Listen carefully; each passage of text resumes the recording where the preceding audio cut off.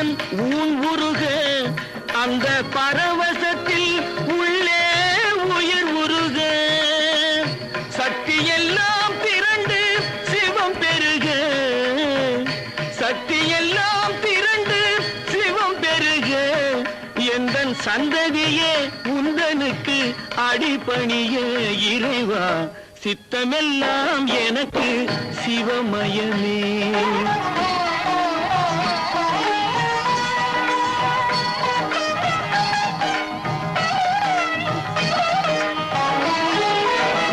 கண்ணை திறந்து வைத்த கருப்பொருளே கோவில் கதவை திறந்து